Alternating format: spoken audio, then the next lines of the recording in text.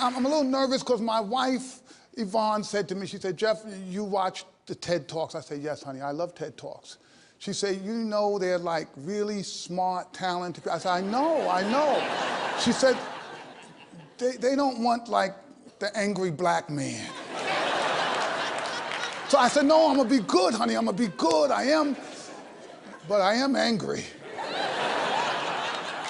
And the last time I looked,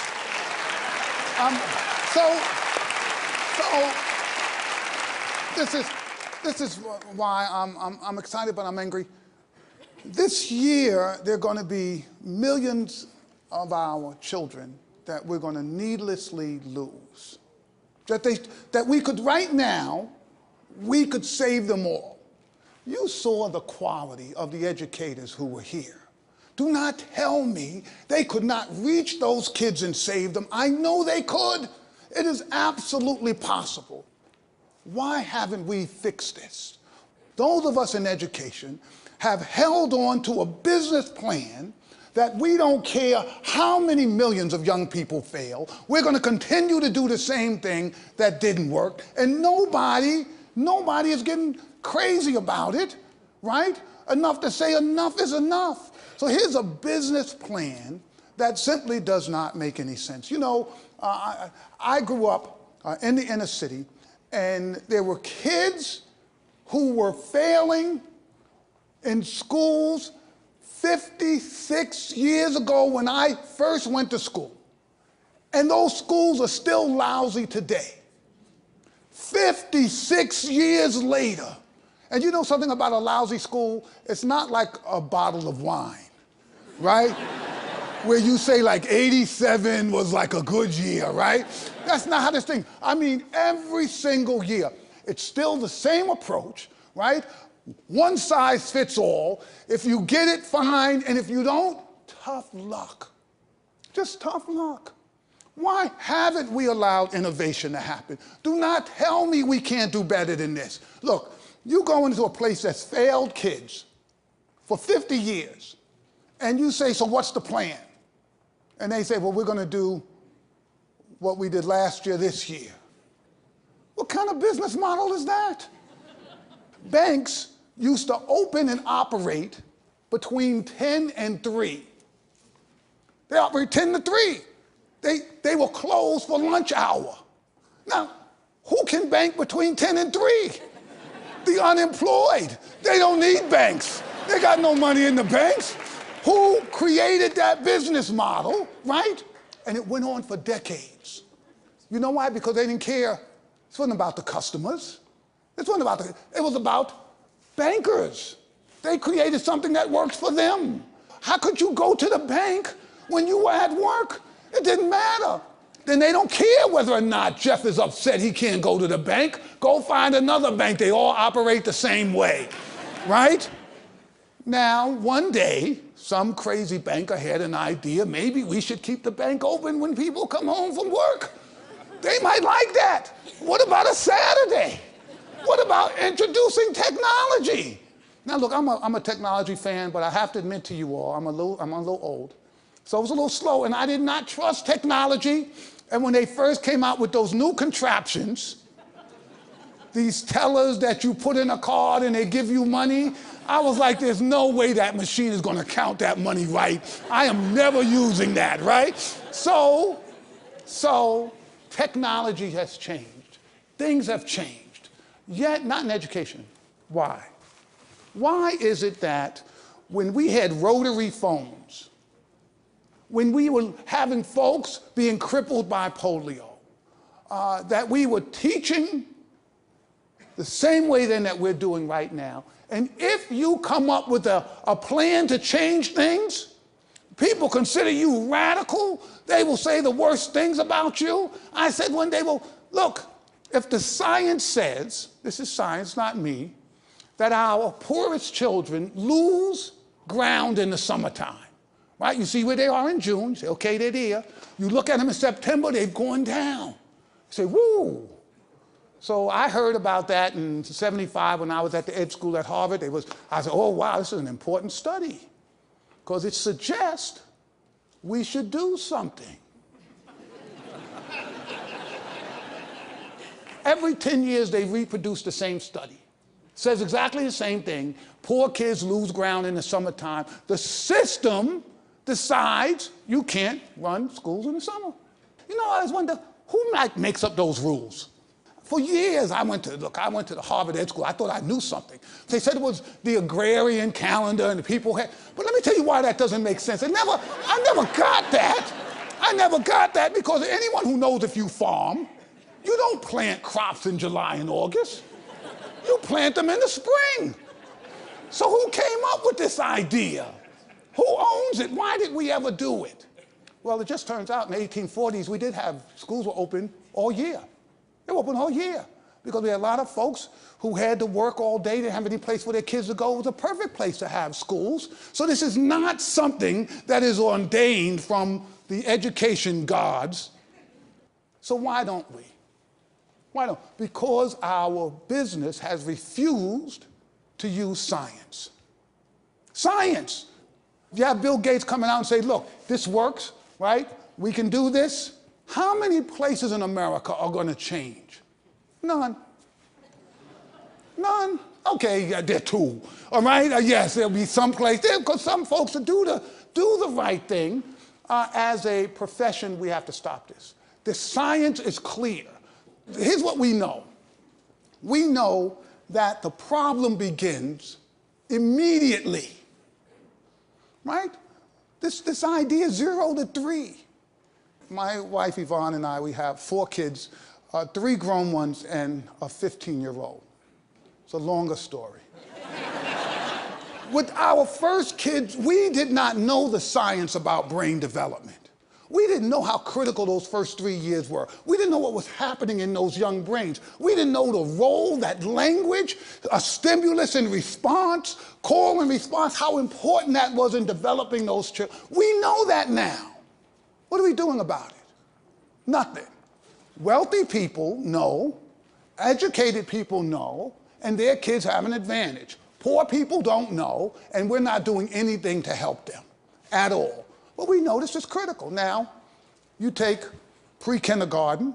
We know it's important for kids. Poor kids need that experience. Nope. Lots of places, doesn't exist. We know health services matter. People, we provide health services and people are always fussing at me about, because I'm all into, accountability and data and all of that good stuff. But when you do health services, I have to raise a lot of money. And people used to say, when they come fund us, Jeff, why do you provide these health services? I used to have to make stuff up, right? I'd say, well, a child who has cavities is not going to be able to study as well. And I had to, because I had to raise the money, right? But now I'm older, and you know what I tell them? You know why I provide kids with those health benefits and the sports and the recreation and arts? Because I actually like kids, right? I actually like kids, right? But when they really get pushy, people really get pushy, I say, I do it because you do it for your kid. And you've never read a study from MIT that says giving your kid dance instruction, right, is going to help them do algebra better. But you will give that kid dance instruction and you will be thrilled that that kid wants to do dance instruction and it'll make your day. And why shouldn't poor kids have the same opportunity? It's the floor for these children. So here's the other thing. I'm a tester guy. I believe you need data, you need information, because you work at something, you think it's working, and you find out it's not working, right? I mean, educators, you work, you say, you think you got it, you're great. No, and you find out they didn't get it. But here's the problem with testing. The testing that we do, we're going to have our test in New York next week, right? It's in April. You know when we're going to get the results back? Maybe July, maybe June. And the results have great data. They'll tell you Raheem really struggled, couldn't do 2-digit multiplication, and it's so great data, but you're getting it back after school is over. And so what do? You go on vacation. You come back from vacation, now you've got all of this test data from last year. You don't look at it. Why would you look at it? You're going to go and teach this year. So how much money did we just spend on all of that?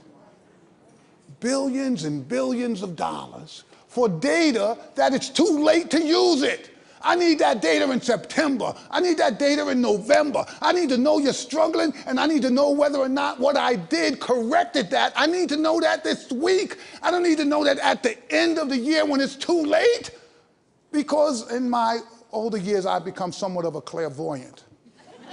I can predict school scores. You take me to any school. I'm really good at inner city schools that are struggling. And you tell me last year, 48% of those kids were on grade level. And I say, okay, what's the plan? What did we do from last year to this year? You say we're doing the same thing. I'm gonna make a prediction. This year, somewhere between 44 and 52% of those kids will be on grade level, and I will be right every single time, right? So we're spending all of this money, but we're getting what? Teachers need real information right now about what's happening to their kids. The high stakes is today, because you can do something about it. So here's the other issue that I just think we've got to be concerned about. We can't stifle innovation in our business. We have to innovate. And people in our business get mad about innovation. They get angry if you do something different. If you try something new, people always say, it's charter schools. Yeah, it's charter. Let's try some stuff. Let's see. This stuff hasn't worked for 55 years. Let's try something different. And here's the rub. Some of it's not going to work. You know, people tell me, yeah, those charter schools, a lot of them don't work. A lot of them don't. They should be closed. I mean, I really believe they should be closed. But we can't confuse figuring out the science and things not working with we shouldn't therefore do anything, right? Because that's not the way the world works. You think about technology. Imagine if that's how we thought about technology. Every time something didn't work, we just threw in a towel and said, let's forget it, right? You know, they convinced me, I'm sure some of you would like me, the latest and greatest thing, the Palm Pilot. They told me, Jeff, if you get this Palm Pilot, you'll never need another thing. That thing lasted all of 3 weeks. It was over. I was so disgusted I spent my money on this thing. Did anybody stop inventing? Not a person, not a soul. The folks went out there, they kept inventing. The fact that you have failure, that shouldn't stop you from pushing the science forward. Our job as educators, there's some stuff we know that we can do, and we've got to do better. The evaluation, we have to start with kids early. We have to make sure that we provide the support for young people. We've got to give them all of these opportunities. So that we have to do. But this innovation issue, this idea that we've got to keep innovating until we really nail this science down is something that is absolutely critical. And this is something, by the way, that I think is going to be a challenge for our entire field. America cannot wait another 50 years to get this right. We have run out of time. I don't know about a fiscal cliff, but I know there's an educational cliff that we are walking over right this very second. And if we allow folk to continue this foolishness about saying we can't afford this, so Bill Gates says it's going to cost $5 billion. What is $5 billion to the United States? What did we spend in Afghanistan this year? How many trillions, when the country cares about something, we'll spend $1 trillion without blinking an eye. When the safety of America is threatened, we will spend any amount of money. The real safety of our nation is preparing this next generation so that they can take our place and be the leaders of the world when it comes to thinking and technology and democracy and all that stuff we care about.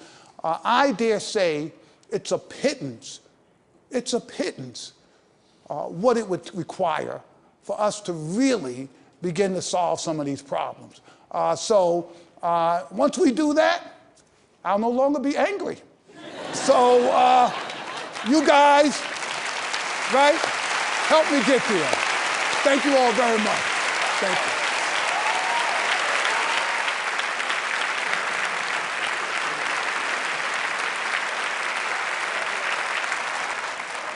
So what is the high school dropout rate at Harlem Children's Zone? Well, you know, John, 100% of our kids graduated high school. Last year in my school, 100% of them went to college.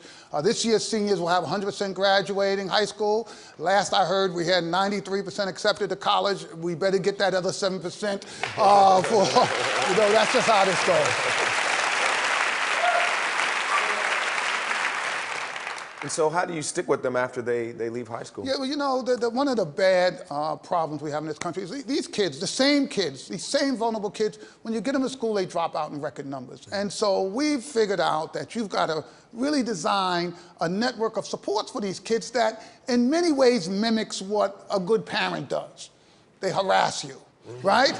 They call you, they say, I want to see your grades, how you doing that last test? What are you talking about that, you know, you want to leave school or you're not coming back here? So a bunch of my kids know you can't come back to Harlem because Jeff is looking for you, right? They're like, I really can't come back. No, you better stay in school. But you know, I'm not kidding about some of this. And it gets a little bit to the grit issue. When kids know that you refuse to let them fail, right? It puts a different pressure on them and they don't give up as easy. So sometimes they don't have it inside. And they're like, you know, I don't want to do this, but I know my mother's going to be mad. Well, that matters to kids and it helps get them through. We try to create a set of strategies that gets them tutoring and help and support, but also a set of encouragements that say to them, you can do it, it is going to be hard, but we refuse to let you fail. Well, thank you, Dr. Canada. Please give it up for him one more time.